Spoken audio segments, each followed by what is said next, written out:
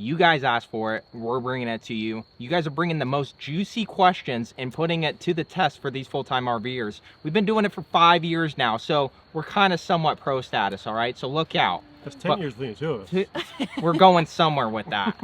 But as Naya's diving into the questions, we are going to save the best question for last. The one that hits home when it comes to full-time RV living. It's going to be a fun night. We got Chad from Changing Lanes here. If you don't know their channel, go check them out because they're incredible. Sorry Tara couldn't be here. She is like 30 feet up that way. She's just not feeling well tonight. We love you, Tara. Feel better. Danita and Keith from Ocala, Florida, and also Tony and Angie from Nashville, Tennessee had a similar question, and it is related to a home base situation. So they said if we get sick or hurt and need to come off the road, or not having a place to come back to during a crisis. So that is their fear or concern. Thoughts on that? Because you guys probably get this question a lot personally, where people are nervous about not having a home base when they full-time. Yeah, and Tara has health issues, so we have to see doctors and things like that. And for us, having a home base wasn't an issue, but after about 5 years, we kind of wanted to have a home base to go back to. So it's one of those things, if you can afford to maintain a home base and go back to it, great. If you break off, it doesn't mean you can't buy a house later or buy an RV pad permanently that you can put your RV on and have that be your home base. There are a lot of options. Well, my take on it is even if you're in an RV, you could still come off the road. Like you can park your RV stationary somewhere, close to family. You could be on someone's property or an RV park that's affordable, and you can like handle what you need to handle. Like your home has wheels, so you can just slow down and stop. I mean, we've been places where we're just stationary for a while because of work. That's true. And even if you needed somebody to come transport your RV, you can like make accommodations there. There's people that do that for a full-time job. So they'll come pick up your RV, get it transported back home for you or near a family member. There's accommodations out there. There is. And I will say that when we went full-time, we were a little nervous about that too, selling our house and completely ditching it. So we rented our house for the first year so that we knew that, hey, if we give this thing a year and it doesn't work out, hey, you're out of the house, we're back in the house. That's really smart. You know what, we kind of did the same because we were full-time, but we still had a house. We didn't rent it out, but we weren't, just kept it there. Either we weren't living in it either. So paying that mortgage. It was just there, and it was just that peace of mind, like it's always there to go back to. Yeah, so, totally get it. Totally hear what you're saying. Let's cheers. Cheers it up. Cheers. First question underway. We got one down. Oh my. Are we easing your more to fears? go. 28 more to go. Deb and Dave from Rhode Island. Our biggest fear happened the other day. After hitching up and doing a pull test, we headed out, having to go up an incline out of the site. Next thing you know, the hitch releases and our home falls on top of our truck. Thankfully, only the tailgate was damaged, but it has certainly made us nervous Nellies that this could happen again. First, going to say bravo on the pull check, because that's a huge key. Right. But maybe you didn't pull hard enough, or I don't know. That's scary. That's scary to do a pull check. Exactly. I can imagine. I know that if you're on like a downward incline to pull check, you have to really give it momentum. But if you're already on an incline, you literally just have to put it in drive, and it'll. When you guys do a pull check, do you hold your brake controller? Yeah. So uphill, downhill shouldn't matter a whole lot. Cool. You don't want to. We usually do ours with the chocks are still on the wheels too. Us too. Yeah. So, that's a good point. Because if it does come loose, and you're uphill, you don't want it rolling back downhill away from you. Exactly. Yes. Oh my gosh. That's very true. But that's terrifying, and I mean that is something that could scare people out of RVing already. And if you're worried about it happening again, I mean that's just like a whole, I don't know, safety's a concern in general. We'll be looking for you in the comments to kind of explain a little bit more. Yeah. We need some clarification. Everyone, meet us down in the comments, all right? Deb and Dave, let us know in the comments. Miles from Phoenix. Dumping black water and the 90-degree angle comes loose because of volume. How do you clean that up before leaving? We've never had this happen. Have you guys had I it? say just Just get out of there. Get the fuel, hit the gas. Pedal to the metal, I'm baby. So the 90, the only place we have a 90 is at the connection. Yeah. So there are some things you can do for that connection. Right. Yeah. Have you guys seen, we did a short on it. It's a little thing that clamps around the sewer hose and clamps onto your sewer hose also. Like it's a two-way clamp, you crank it down. Oh no. We saw it at the Hershey show. We picked one up and tried it out. So it might just be a matter of securing that 90 degree. And Yeah. that keeps like pressure on that, so when the volume comes, it doesn't blow off. Right. Because, yeah, a lot of those don't have good threads. Mm-hmm. Yeah. And they can pop off. Yeah, if you got a lot of volume, then it's, force equals mass times acceleration thing going on. Also, do that test with your gray water first. Oh, yeah, that's a good Exactly. point. Yeah. Exactly. Do the good high point. flow test. Always test your whole sewer hose with gray water before you pull the black handle. That's a really good point. The mess is a lot easier to deal with. I like that. Hashtag let her rip. That is Are you true. guys okay with me reading all the questions? since I have mean, my do we have a system? choice? Yeah, if I'm not, what do I do Yeah. about What are we it? going to do You're about this? From Chris and Denise from Lakeland, Florida. Many of the YouTube videos by full-time RVers talk about having medical insurance and established doctors, but they never really go into detail. What are the general costs and procedures for seeing doctors on the road, getting medicine when traveling, and scheduling general checkups? You guys have any insight on that? Yeah, I mean, Tara, she sees doctors that are good with seeing her over the phone too. Mm-hmm. We don't actually see her over the phone, but Right. But yeah, she has doctors that are good with phone consultations. And when we started doing YouTube full time, though, we did have to get off of our corporate insurance and onto a separate plan. Mhm. And that's where it can be a little tricky because a lot of your HMOs only cover you in that state. Oh, right. Yeah. So the first step is finding a plan that is a PPO or something that has a wider network where you can go out of state. Yeah, But then it's just a matter of having a doctor that's cool with it, I think. for sure. Sometimes in some states they have to mail you scripts, Mm-hmm. and in some states they have to do e-scripts, which is obviously a lot easier. Yeah. But yeah, it can Absolutely. be tricky, and honestly, there's not like a cookie cutter answer that we've found other than every state is different for scripts. Like you have to jump Right. through hoops each time. Sometimes. Just having, like you said, the good relationship with your doctor. Like if you're thinking of Mhm. full-timing, talk to your doctor now about it and just say Right. like, is there a way to keep a good relationship while we're on the road and ease of getting medications filled? And they might have some other good options too. We also stumbled upon that insurance policy that we've been using as well. RV insurance benefits. Yep. Yeah. And that's been good for us. you Yeah, know? that works. And we tried out the telemedicine part of it. What's You it called? did, yeah, Telemed? telemedicine. Teledoc? Or basically, Teledoc? yeah, you Oh, yeah, see a teledoc. doctor over the screen, like you log on your computer, it's like a Zoom call. Yeah, that was And really, really nice. It took easy like and 5 easy, yeah. minutes. I didn't have to go anywhere. Really quick, before we go on to the next question, if you're wondering how you didn't have access to like submitting your questions, your fears for full-time RVing, that is because the people who submitted got on our email and they saw the thread to take them to our website and they had first access. They basically jumped on that and submitted questions. We had that up for a couple days. So what I'm trying to say is if you want access to stuff like this is subscribe to our email list. It's on our website, HappilyEverHanks.com. And then you'll get weekly updates about what's going on. You get behind the scenes stuff, access to our rallies, all that fun stuff. It's all free. What? Domicile. It's free. Okay, let's move on. It's getting juicy. All right, So what we got next? juicy. This one is coming from Grant and Renee, aka another Nene. Nice. They said that's what they call her too. So I'm just saying. From Holland, New York, we have 2 kids, girls 8 and soon to be 7 years old. I'm worried about them. Is being on the road going to ruin them socially? How do you keep kids from growing up socially awkward, especially when their parents are already? LOL. It's obviously never going to be like you're in a house and you're going to go play soccer with the same kids every week, right? Mhm. But there are other kids and families out there doing the same thing, so they have that in common.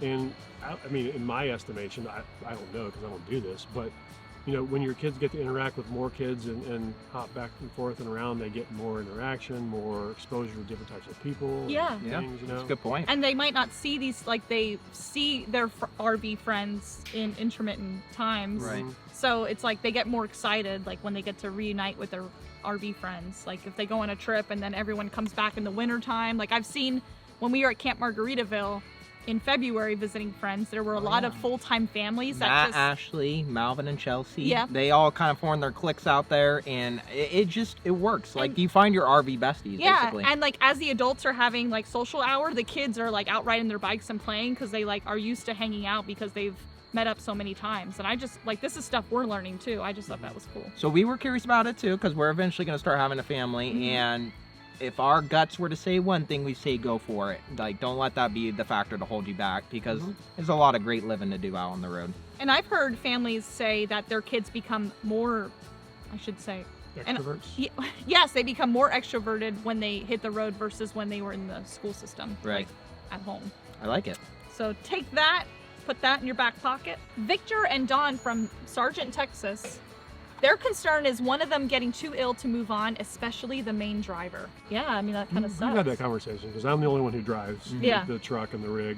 And, Tara with her health issues and stuff doesn't do that. And, that's just one of those things you just got to kind of field that ball as it comes because, you probably have to find somebody who can tow your RV somewhere. Yeah. Or you may have to go home. I don't know.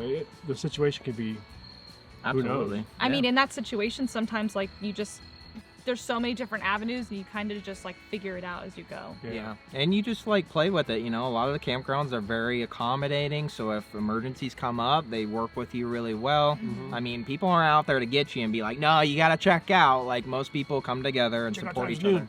They're like, so just make sure you utilize those resources, just check the basis of things, talk to the campground, and then start doing research on what you can do with the RV in the meantime. But first and foremost, always take care of yourselves. And here's the thing. If you drive, like in my scenario, I will drive the RV. I don't mind going forward in the RV. I don't like going backwards. So if I ever had to drive into an RV park and it was a back-in site, there is going to be plenty of people that will just jump in and help. Yes. Whether you want them to or not. Yes, Right. you might not want the help, but they are there. They're like sharks. It's very true. So it's a good community. You'll Everyone's at least very get a lot of helpful. spectators. That's true. Yeah. That's true. They'll watch. Bill and Sherry from Pittsburgh, PA, and Tamara and Brian from Sayre, Oklahoma. Both questions are related to missing family or holidays with family. This is a good one. Mm. How do you spend quality time with grown kids and grandkids when you are full-time?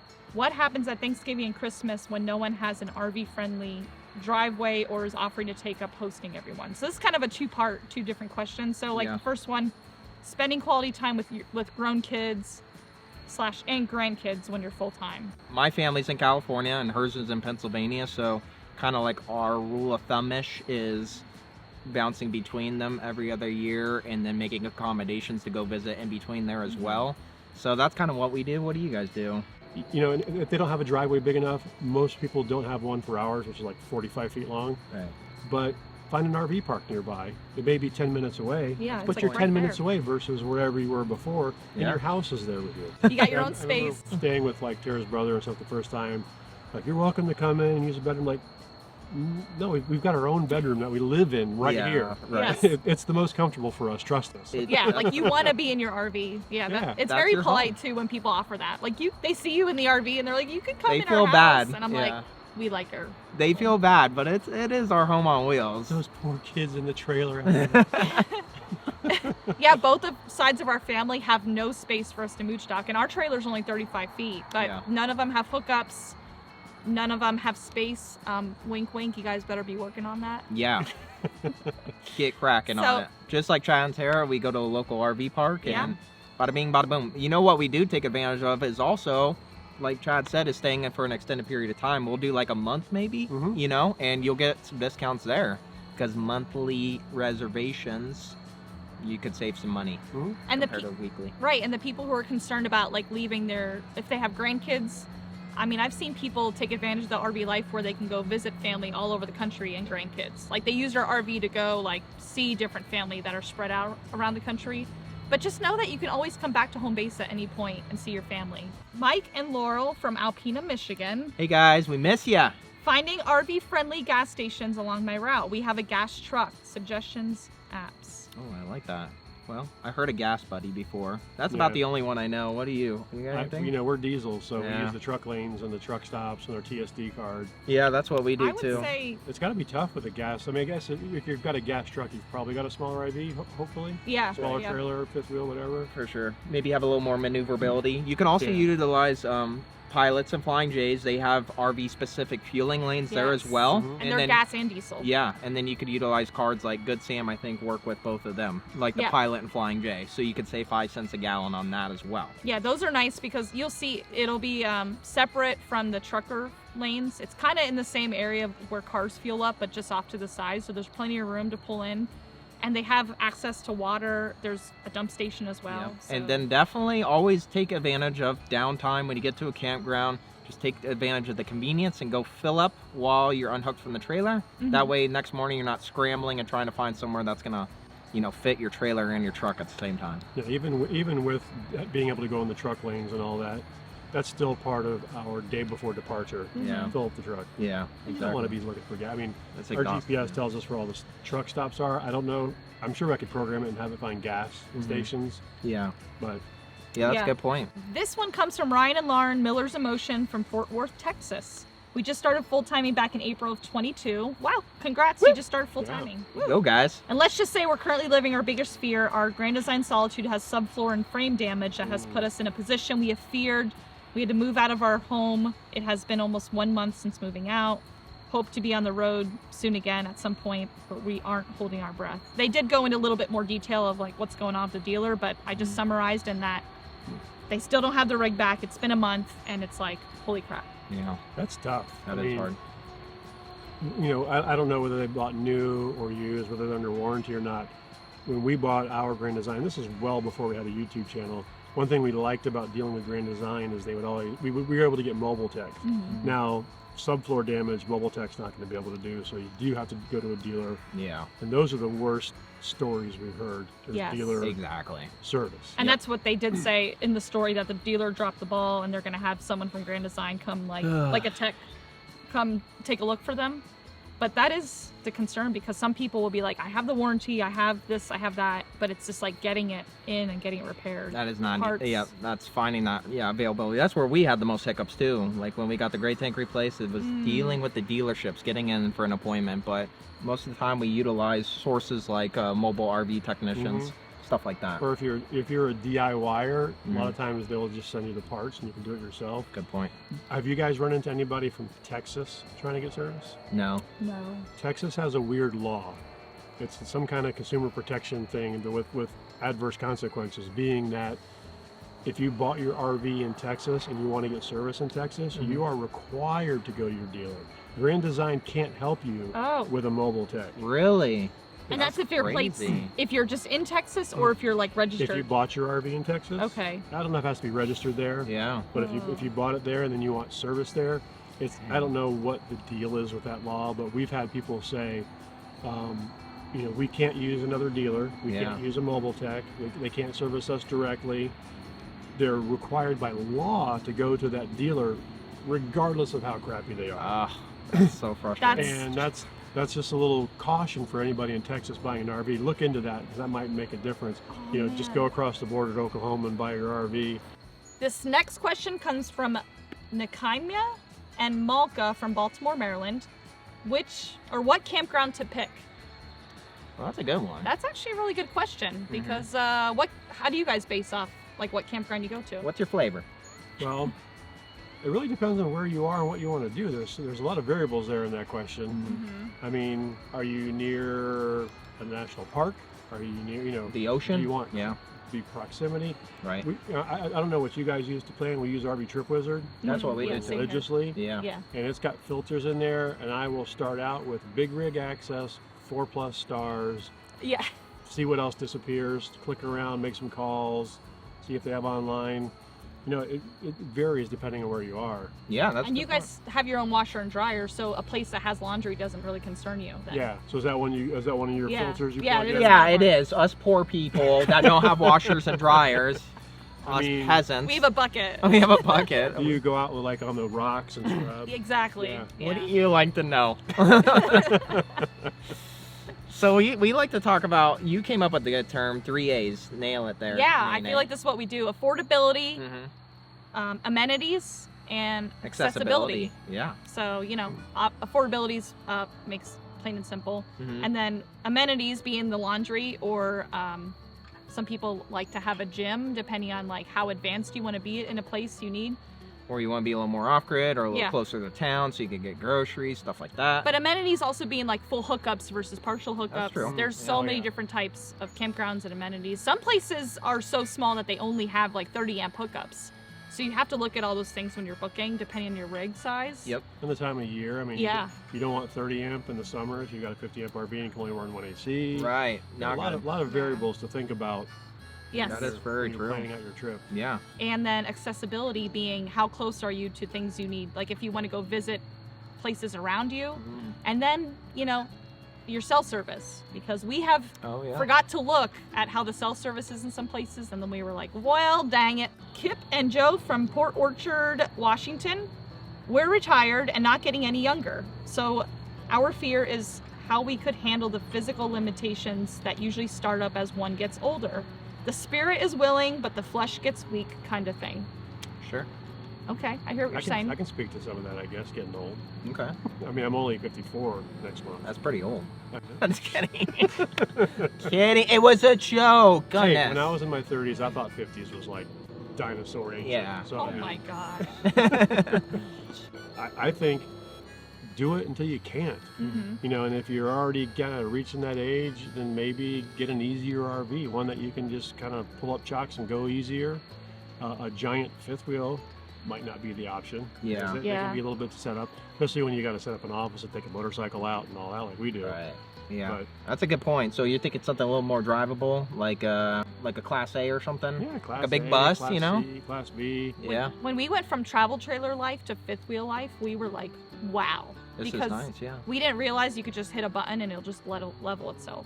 It was like amazing. And there is So- auto level on travel trailers, but you know, I'm just covering all the naysayers. But when it gets to like Class A's and stuff, a little more luxury there, you know, you're just pulling in. Yes. I mean, you know, and not to knock fifth wheels like they're a lot more work.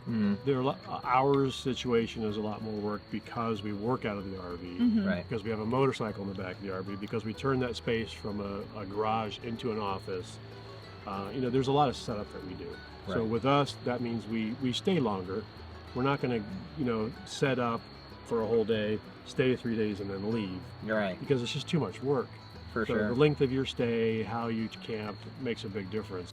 That's a really good point, yeah. So not picking up and going as much. I mean, even us in our travels, we found out that we like to stay places a little bit longer. Yeah. Because no matter how good or how, you know, in tune you come with the RV life, it's just, travel days are stressful. I mean, there's just so much to think about. I mean, you're always having to go down a checklist and make sure you're following procedures and stuff, but so just the way you can get around that is minimizing your travel days, staying at places for like a week, maybe a month. A couple people asked about this. This is another popular one. Okay. Melissa from Orange City, Florida said, I am ready, hubby is not. His concern is income while on the road, which I don't blame him because it is a necessity, but I think we could figure something out. Work camping's a big one, so that's something you can consider, is like going to spots and staying there for an extended period of time, like 3 months at a time, and offering your services to help keep up with the campground, and in return they'll give you a free stay. Yeah. Sometimes some money on top of it. money on Yeah, top of that. depending. Yeah, we've been to places where they'll have like, you could do landscaping for them, or like just general cleanup, and if they have a bar, you could bartend. So now you're Ooh, like, I like that. yeah, that's pretty cool. That'd be cool. So this next one is like almost number one for concerns. A lot of people have this concern out there, and this is coming from Tina from Virginia and James from Central Florida. Just in general, affordability, and is this a poor financial decision? Yikes. It can be. Wow. Yeah. Could be, yeah, for sure, depending mean- on what you, I mean, you could go below 800 grand on a Newmar, and Yeah. I don't Yes. Well, even if you don't, I mean, it just, a lot of it depends on where you stay too. Mhm. that's true. State parks, Corps of Engineers, things like that can be really inexpensive, but Right. some RV parks can be like 150, 170 bucks. You go to like in the Keys or something. Absolutely. The range is wide. Yes. It really is. You can be flexible, and if hard times hit, you can switch it up from staying in RV parks to camp hosting. Yeah. Right. Have you guys even heard of like the people who stay at oil field? No. No? I mean, I have heard this a long time ago, but they will pay people to actually live at the gate and be like the gate guard for like, Really? oil fields and stuff. Oh, that's and cool. they get paid a lot of money. Oh, Really? wow. I mean, granted, the accommodations are sparse and you're living on an oil field, but if times are rough and you want to do that for a few months, or Yeah. Bank up some cash. bank up some cash Yeah. and hit the road, there are a lot of different things you can do out there when you're mobile. Yeah. Good call. We on that didn't one. realize. I mean, we actually did a lot of boondocker welcomes when we would travel. Yeah. Just staying at like boondocker welcomes or boondocking in general saves so much money with just like driving across the country, Absolutely. because you're talking like 40 or 50 bucks a night just to stay one night in an RV Mhm. park. So Yeah, that's pretty average. And if you guys don't know what Boondockers Welcome is, we break everything down and talk about like a lot of other ways. I think we broke down 8 or 9 crucial ways to save money on the road. Yes. So I'll throw that link up above to that video specifically. You can refer back to that after watching this one. We have made it. To the big kahuna. Yes. This is the big one. This is the #1 concern people have when they're considering full-time RV living. Let her rip. I'm really curious. Me too. And I'll read some of the names that submitted this because I want to give y'all credit. Dennis and Gina, Tim and Trisha, Sam and Allie, and Carol and Jerry. Well, it's a popular one. Round of Yeah. applause. I love it. All right. They all have concerns about connectivity on the road. Yes, that's right. Internet connection while you're RVing. You had to Would've go thought. there, didn't you guys? Nice. One of the questions says, we are digital nomads building websites and marketing campaigns for small businesses, and finding reliable internet and time between travel to adequately build our business has been a challenge. Yeah. Yeah, we're kind of at the ridiculous spectrum Oh, I of, like it internet, though. of internet connectivity. I mentioned I was in IT when we hit the road. Yeah. So when we decided, or even were considering this whole RV thing that we saw on TV, you know, I said, well, if I can figure out mobile internet, I can work from anywhere. Mhm. So that was the thing. And we've gone through several different iterations and levels. Now we're at a point where we use PepLink, PepWave gear, and we at one particular time will have AT&T, Verizon, T-Mobile, and Starlink all running at the same time Mhm. and bound together into a virtual network, so that if one fails or has a hiccup, they're all running together as one unit. Makes sense. Now that's the, you know, that's Yeah. where we've reached after 5 years of upgrading. Yeah. It could be as simple as having a couple of hotspots. The Right. biggest thing is diversity. You don't want to have just one method of connection or one carrier, Mhm. and then you get to that area and like, oh, AT&T sucks here, Yep. and now we're screwed. Yep. Yeah. So you want to have at least 2 of the big 3, AT&T, Verizon, T-Mobile, I think. Yeah. Starlink is good, but you got to have a clear view of the sky. Yeah. That's not always there. True that. Yeah. It's Well, tough because there's like not one all be all, or whatever the saying is. No. When it comes to all this. no, unfortunately not. It's getting better as we go. Like he Mhm. was saying, like when we first started, we had a little jetpack that it said it had 15 gigs, and we weren't working from home. We worked as nurses, and we would just use that for basic. Netflix, basically. Yeah. Or something. Yeah. But man, do you kick through 15 gigs quick. So fast. That's And nothing. that's the biggest. I mean, the gear is gear, right? If you've got the money to buy it, you can Mhm. buy the gear and you can buy all kinds of stuff. Yes. But if you don't have the right SIM card with the right data plane to put in that gear, Right. right. it doesn't matter. Yeah, that's so It's true. like it's like having the biggest Mack truck with no fuel. That's true. That is a good point. Yes, it is. And that's where it gets difficult, is data plans, because so many data plans are unlimited, meaning we'll give you like full-blown unlimited data till you reach your 16 or 22 gigs, and then you're going to get throttled For to sure. 512 kilobits, and you're not going to be able to do anything. Yeah. Except check email and look Barely. at text websites or That's something. basically Yes. it. That's basically it. We'll have another one of these very soon. Thanks for being here with us, Yes, Chad. thank you, the Chad. man. We love you. All right. And Tara, Thanks we for hope you including feel me. better. Yes. We'll see you guys on next week's episode. Next Thursday, you know where to find us. Love you guys. See you guys. Bye. Peace.